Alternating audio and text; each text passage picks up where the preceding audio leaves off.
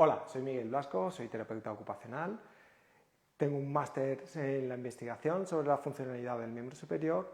Soy especialista también en terapia de la mano por la Universidad Rey Juan Carlos. Y bueno, en esta ocasión vengo a plantearos o a hablaros sobre todo el tema de la estimulación eléctrica transcranial aplicada en terapia ocupacional o cómo nos podemos beneficiar de estas técnicas dentro de nuestras intervenciones en terapia ocupacional, más centrado en el ámbito del miembro superior, ¿vale?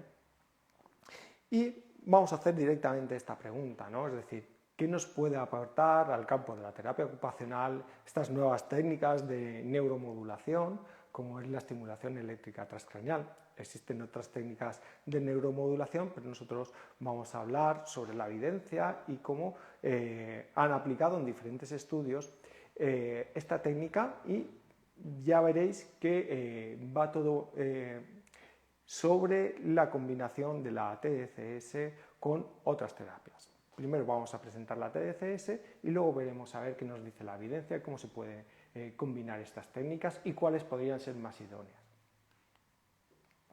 Lo que tenemos que tener claro es que cuando tenemos un paciente de origen neurológico, cuando una persona tenemos que mejorar pues, esa patología, esa hemiplegia, ese déficit motor del miembro superior, necesitamos una serie de conceptos bastante claros, ¿no? Es decir, necesitamos una cantidad de repeticiones muy alta, ¿sí? Además, esas repeticiones tienen que tener sentido, ¿no? Tienen que estar orientadas a una tarea, ¿no? Y necesitamos también la implicación de la persona para que tengamos estos resultados, ¿vale? Sabemos que la base de, y lo que nos dicen todas las guías, que la actividad es fundamental, ¿no? Ese entrenamiento orientado a tareas, ¿vale? Que el principio general tiene que ser un entrenamiento significativo, atractivo, repetitivo, adaptado progresivamente, específico de la tarea y orientado a objetivos. Es básicamente lo que deberíamos de hacer en terapia ocupacional, ¿no? Sabemos que bueno, la repetición es importante, pero que si hacemos una tarea específica bien diseñada, que solo con 15 minutos podemos generar ya cambios neuroplásticos duraderos, ¿no? Que al fin y al cabo nuestro objetivo principal, siempre que tratemos a una persona pues, con un origen neurológico, nuestro objetivo diana principal va a ser generar esos cambios neuroplásticos, ¿no? ¿Qué técnicas tenemos a día de hoy? Bueno, más o menos con cierto nivel de evidencia que podemos aplicar dentro de la rehabilitación del miembro superior de personas que han sufrido un ictus. Bueno, básicamente se dividen en dos conceptos: técnicas que van a utilizar una estimulación o un cebado neuronal, donde vamos a encontrar pues, las terapias relacionadas con las neuronas espejo, como es la terapia de espejo o la terapia de observación-acción. Y curiosamente vamos a encontrar lo que es la TDCS, ¿sí? Por otra parte, tenemos otra serie de técnicas facilitatorias, bueno, pues como puede ser el Constant Induced Movement Therapy, como podría ser el FES, como podrían ser las terapias robóticas o el entrenamiento de la fuerza, ¿no? Cada uno con diferentes tipos de evidencia. A mí me gusta mucho este diagrama de flujo, ¿no? Porque nos ayuda a tomar decisiones después de este metaanálisis, ¿no? Y bueno, creo que está bastante bien definido como un paciente que ha tenido un ictus, dependiendo de su fase, si es aguda, si es subaguda, si es crónica, dependiendo de si tiene un movimiento presente o ausente, dependiendo de su nivel de espasticidad, si es alto o bajo. Me llama mucho la atención de que si es un paciente agudo, siempre vamos a hacer terapia de espejo. Si es una persona en un estado subagudo, va a aparecer, aunque yo tenga un nivel de espasticidad alto, la terapia de espejo. Y en aquellas personas con ictus crónico, vamos también, aunque independientemente de su nivel de espasticidad, vamos a encontrar terapia de espejo. Y después lo que se va a volver a repetir es que cuando yo tenga movimiento, lo que voy a demandarle es movimiento de alta intensidad, ¿vale? Como podría ser Costa-Induced Movement Therapy. ¿Y qué nos recomiendan como coadyuvante en todos estos estadios? Pues directamente la TDCS, que se aplique TDCS a esta serie de personas. Tenemos que entender que, por ejemplo, la terapia de espejo es una de las terapias más potentes de las que disponemos, ¿no?, dentro de nuestro arsenal terapéutico, ¿no?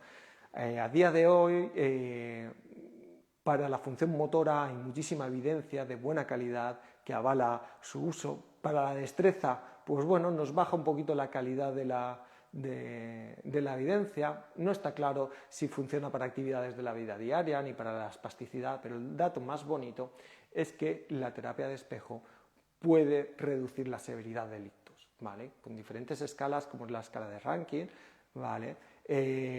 Pues bueno, han podido evaluar que la severidad, el daño causado a estas personas ha descendido una vez que aplicamos la terapia de espejo. Pero vamos a dar un pasito más allá. Es que nos dicen que cuando se combinan estas dos terapias, la TDCS con la terapia de espejo, obtenemos mejores resultados.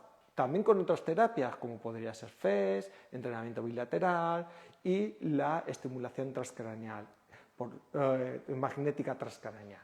¿Sí? ¿Qué otra técnica disponemos con un alto nivel de evidencia? Pues bueno, tenemos la realidad virtual, ¿no? La realidad virtual, ¿para qué sirve? Básicamente nos está diciendo que sirve para una cosa, ¿sí? Para mejorar la función motora.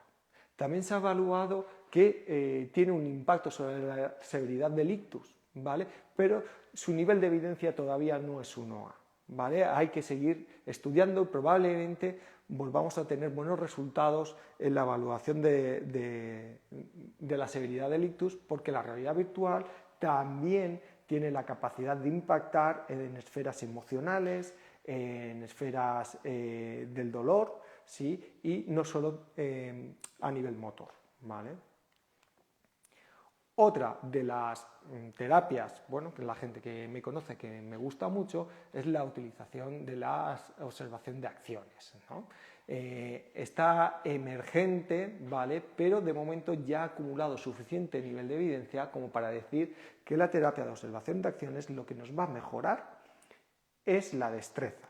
Pues con diferentes pruebas, como puede ser Block and Box o Nine-Hole-Peg Test, que es lo que evalúan exactamente la destreza en la mano, cuando utilizamos la realidad virtual, la observación de acciones, vamos a mejorar directamente la destreza. ¿Por qué?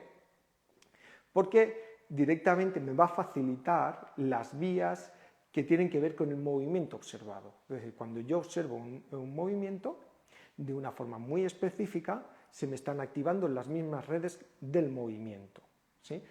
Por lo tanto, en ausencia del movimiento, yo lo que voy a hacer es un cebado, ¿sí? Una facilitación de esas neuronas y después voy a pedir que realice la actividad que está visionando. Con lo cual, estas personas obtienen un resultado positivo y sabemos que genera procesos neuroplásticos de aprendizaje, incluso una memoria motora. Es una técnica muy sencilla, mucho más sencilla que la imaginería motora y que a mí personalmente en clínica me funciona muy bien. Bueno, la TDCS, ¿no? La estimulación transcraneal de corriente continua que se desarrolló a principios de este siglo y que actualmente pues bueno, es una forma muy prometedora, ¿no? de técnica de neurorehabilitación y bueno, de otras aplicaciones que vamos a ver, ¿no? Pero bueno, a mí lo que me interesa básicamente es en el campo de la neurorehabilitación. ¿Qué es la TDCS? Pues consiste en la aplicación de corriente directa de baja intensidad, muy baja intensidad, a través del cráneo por medio de la colocación de electrodos sobre parches que van a estar humedecidos previamente con soluciones salinas para que haya una buena conducción eléctrica, ¿sí? El paso de esta corriente directa lo que va a generar es un potencial de acción, un potencial de membranas, ¿vale? Con diferentes funciones que vamos a ver, ¿no? Básicamente la TDCS funciona despolarizando o hiperpolarizando las neuronas a través de la activación de los canales dependientes del sodio, del calcio y del NMDA, modulando así la actividad neuronal y la excitabilidad cortical. ¿Sí? Pues bueno, conseguimos potenciales de membrana, ¿no? A través de esos gradientes de concentración. La idea básica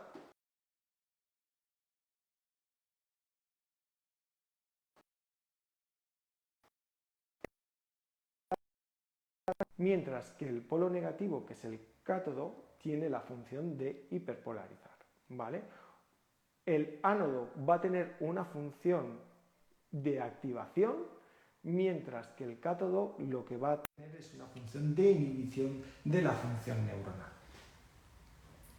Bueno, es una técnica muy segura, ¿vale? Apenas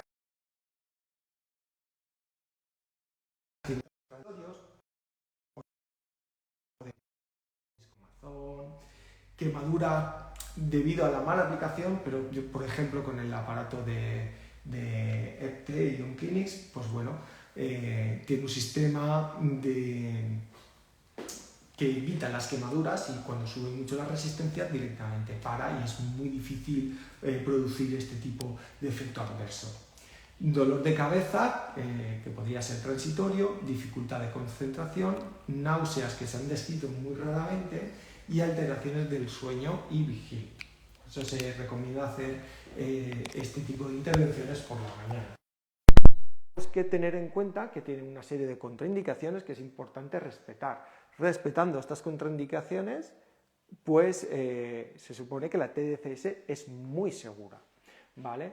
Aquellos pacientes con desfibrilador, aquellos pacientes con marcapasos, que eso habría que consultar con el cardiólogo, pacientes con estimulador cerebral, ¿vale? Pacientes con metales intracraneales implantados, pacientes con cráneo abierto después de una trepanación, piel dañada o cicatrices recientes y pacientes pediátricos, aunque la TDCS sí que se aplica también en pacientes pediátricos o se está investigando su uso con intensidades muy bajitas y está teniendo buenos resultados, pero falta todavía mucha investigación para que esté aprobado en este campo.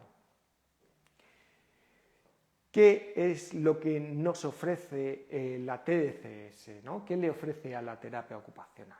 ¿Vale? Pues directamente lo que ofrece es un cebado neuronal, ¿no? Por ese ánodo o ese cátodo que nos va a activar o decirle a una zona del cerebro que funcione un poquito mejor y a otra zona del cerebro que funcione un poquito más lento, ¿vale? Claro, lo que nos hace es como un abono, dejarnos el campo abonado para que vayamos los terapeutas y después realicemos intervenciones. De esta forma dirigimos, ¿vale? Porque en la TDCS se utiliza un electrodo bastante amplio que abarca una zona bastante amplia de las zonas cerebrales, de la M1, por ejemplo, y claro, no sería muy específico de una zona concreta, sino que te activa todo en general. Somos nosotros los terapeutas los que luego vamos a dirigir esa activación hacia donde nosotros queramos y no vamos a tirar una bomba que caiga donde sea y no poder controlarla, ¿vale? Por eso nos va a hacer un abono del terreno para que nosotros los terapeutas ocupacionales generemos un aprendizaje y una recuperación de las funciones. ¿Qué ha demostrado o dónde, en qué campos ha demostrado la TDCS que es efectiva con diferentes niveles de evidencia? ¿Sí? Por ejemplo, sabemos que en depresión tiene un nivel de evidencia 1A, ¿vale? Por esta guía de neuropsicofarmacología de la Universidad de Oxford, ¿no? Nivel 1A. Sabemos que para el dolor neuropático también funciona la TDCS. Sabemos que en fibromialgia también funciona con un nivel 1B. Para la migraña, para el dolor crónico, para el control del dolor postquirúrgico, para la enfermedad del Parkinson, tanto a nivel motor y cognitivo, aunque por las pruebas que hay, sé que a nivel cognitivo funciona mejor que el no motor. A nivel de post-ictus, motor, cognitivo y lenguaje. a nivel de epilepsia, a nivel de esquizofrenia y patologías psiquiátricas, a nivel de adicciones, síndrome Tourette, alteraciones cognitivas, ¿sí? Es una herramienta que muchos profesionales pueden beneficiarse, ¿sí? Desde el campo de la psiquiatría, de la psicología, desde el campo de la logopedia, desde el campo de la fisioterapia y la terapia ocupacional, pueden beneficiarse de todas estas tecnologías. Dentro de la rehabilitación del daño cerebral, del ictus, ¿qué tiene que ofrecer la TDCS? ¿Sí? Para saber primero qué nos ofrece la TDCS, tenemos que ver un poquito de cómo se comporta un cerebro que ha sido o ha sufrido una lesión, que ha sufrido un ictus, ¿no? Fijaros, es muy importante la primera fotografía donde se le pide a una persona con hemiplegia que mueve su mano que está afectada. Podemos ver una activación bilateral y otras zonas, pero una activación muy fuerte bilateral. ¿Esto qué quiere decir? Que los dos hemisferios se están activando. En realidad esto es un sistema de defensa que tiene nuestro cerebro, ¿vale? No es ni bueno ni malo, simplemente es un sistema de defensa que se activa con la intención de poder activar el hemisferio que ha sido lesionado, ¿vale? Como para arrancar movimiento. De hecho, hay terapias que se basan en esto, ¿vale? Como podría ser entrenamiento bilateral y consiguen arrancar movimiento. Vale, muy bien. El problema es que si esto continúa, lo que puede hacer es que una sobredominancia e inhibir el hemisferio lesionado, ¿no? Entonces, claro, aquí ya tenemos un problema. El hemisferio que está sano está dominando en exceso y no va a dejar la recuperación a ese hemisferio que está lesionado. Y esto en clínica lo vemos, es muy obvio. Si vosotros tenéis esta información ahora en la cabeza, mañana en clínica, cuando os enfrentéis, lo vais a ver. ¿Vale? ¿Este proceso se puede revertir? Sí, se puede revertir. De hecho, Constraint-Induced Movement Therapy lo revierte.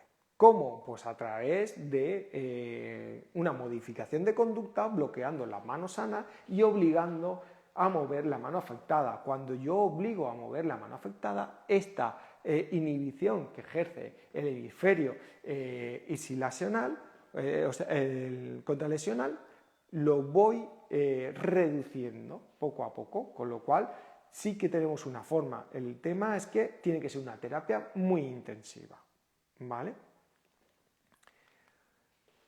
Aquí podemos ver un ejemplo de cómo, bueno, pedimos movimiento a una persona con una hemiplegia crónica de mucho tiempo de evolución, además con un nivel de espasticidad alto, superior sobre 3 de la escala de Ashworth, ¿vale?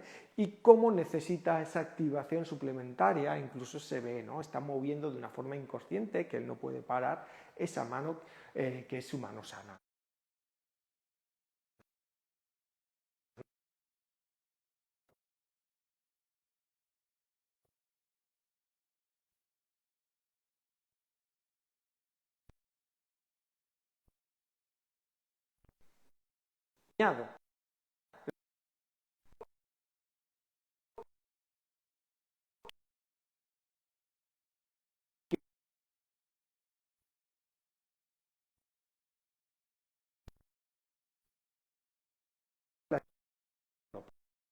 ¿Sí? Una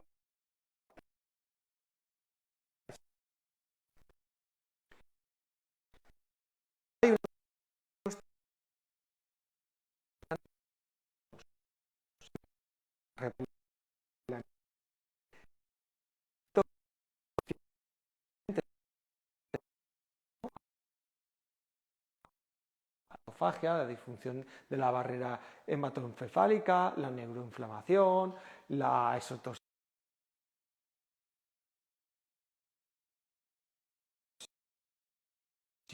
Aplicar en este momento lo que está diciendo la investigación es que va a generar una neuroprotección a futuro, ¿vale?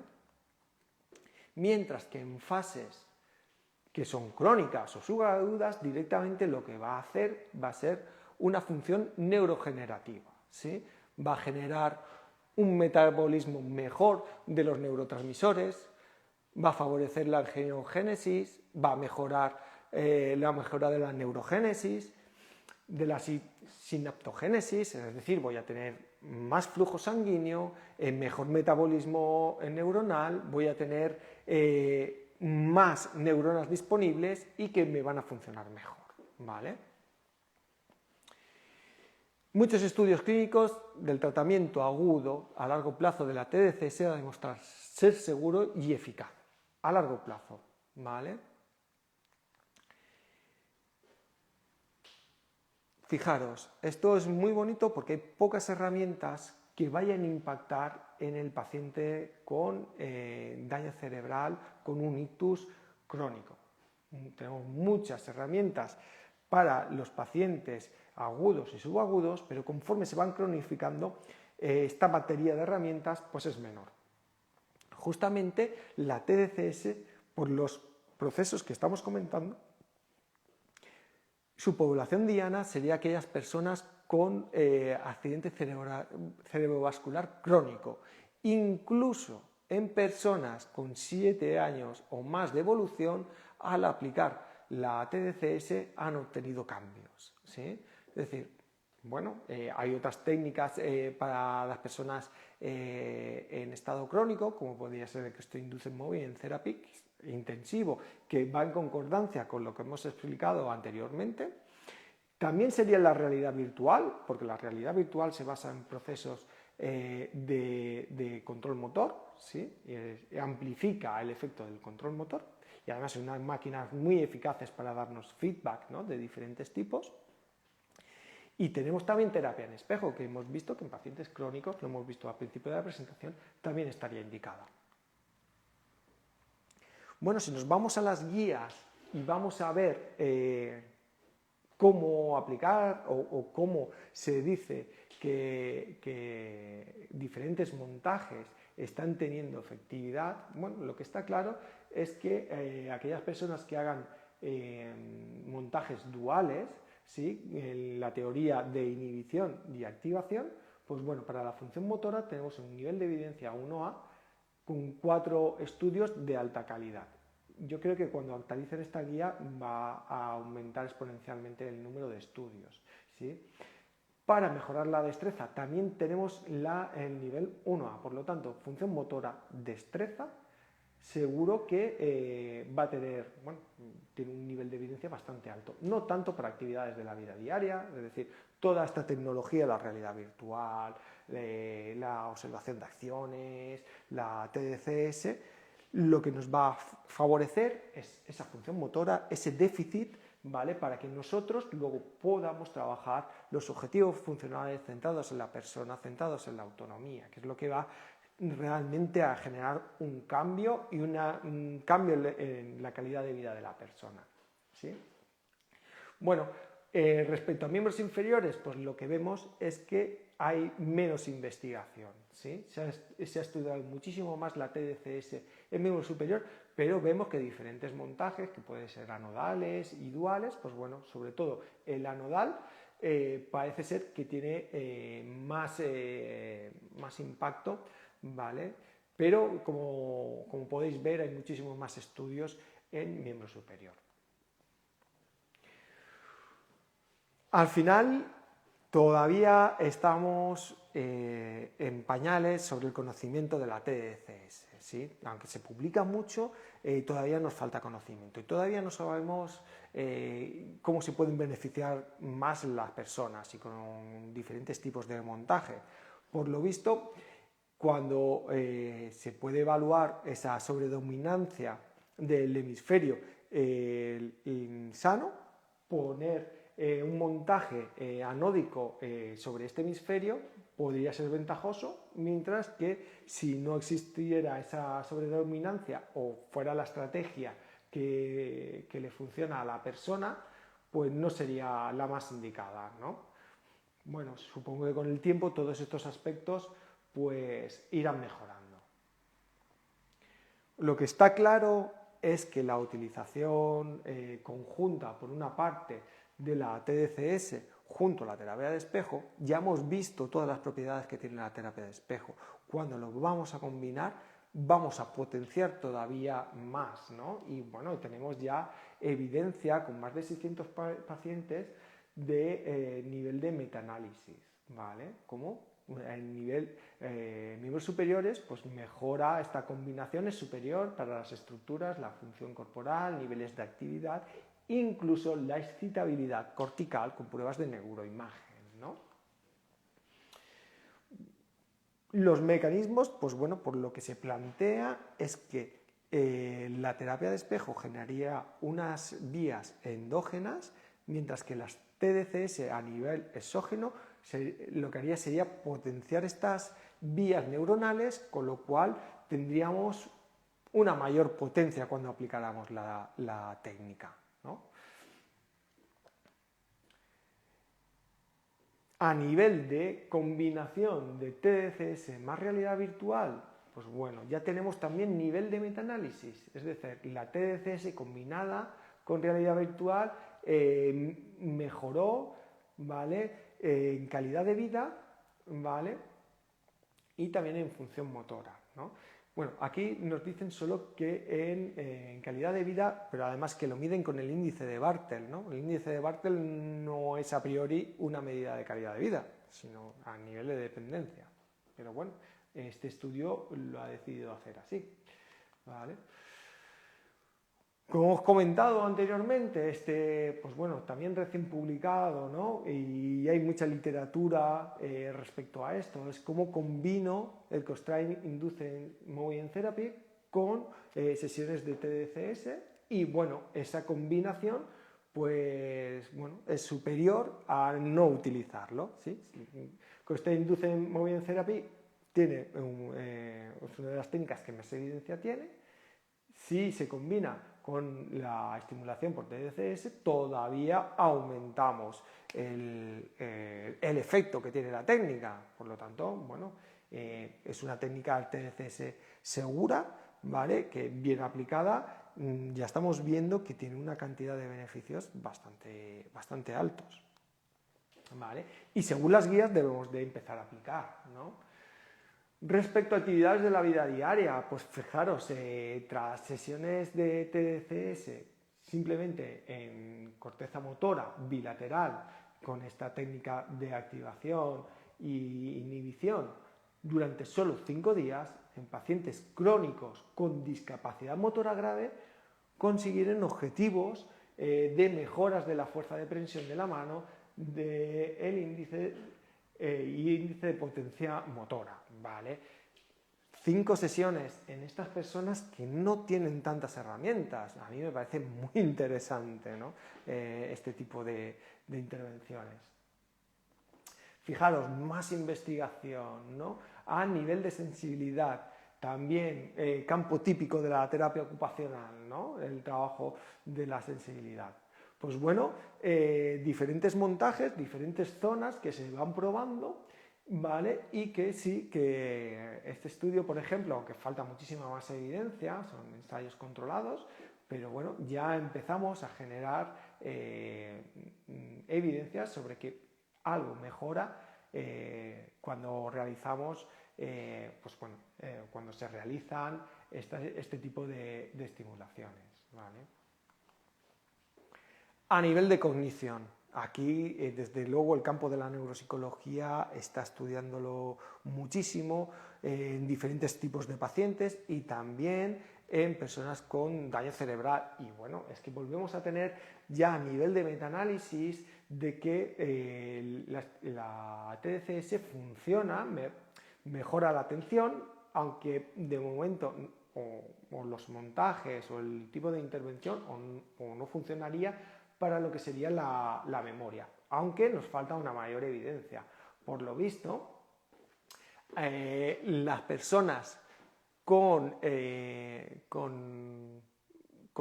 ACVs isquémicos tuvieron mayores mejoras que las hemorrágicas, ¿vale? Más más revisiones sistemáticas y metaanálisis sobre la función cognitiva, ¿vale? Y en personas con daño cerebral, ¿vale? Volvemos a encontrar el Bartel de índice, también actividades de la vida diaria, ¿sí? Y pues vemos cómo con baterías, ¿no? Como puede ser el Lozca, como puede ser el Minimental, ¿no? Pues han mejorado, ¿no? Entonces el cambio es significativo y bueno, cada vez está habiendo mayor evidencia para mejorar el funcionamiento global y actividades de la vida diaria, ¿vale?